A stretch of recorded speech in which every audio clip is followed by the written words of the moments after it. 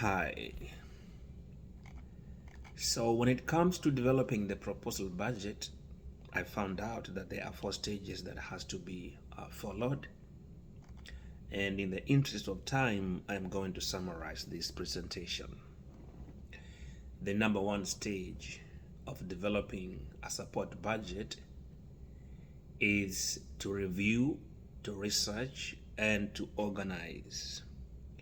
Secondly, is to develop the budget. Thirdly, is to review, update, and review again. Stage number four is to develop the budget narrative.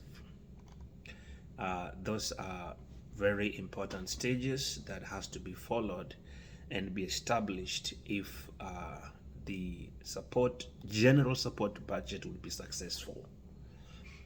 And the other thing that I found out is that there are actually do's and don'ts when it comes to developing an effective budget proposal. And I'm going to touch on a few elements that talks about the do's and the don'ts. The number one do is that one must understand that a budget is an important part of a grant application process. That is very, very important for one to realize that a budget must be put in place as part of the process of grant funding. Number two is that one must read the grant application for budget requirements, including formats and specific instructions. One must identify elements to include in the budget based on the organizational needs.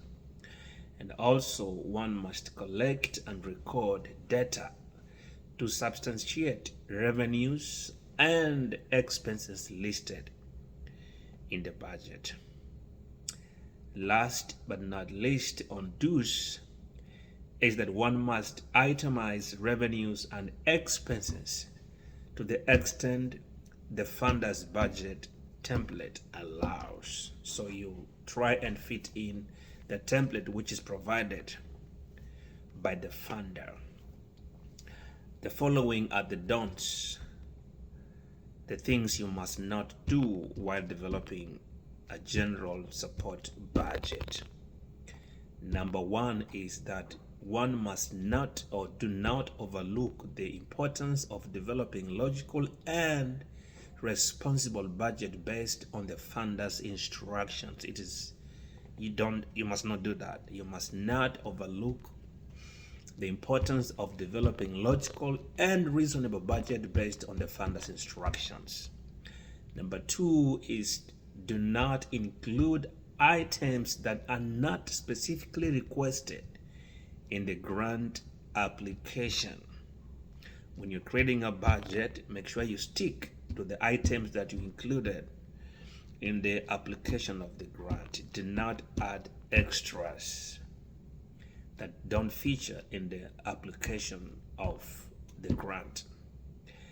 Number three is lump, or rather put together all revenues and expenses.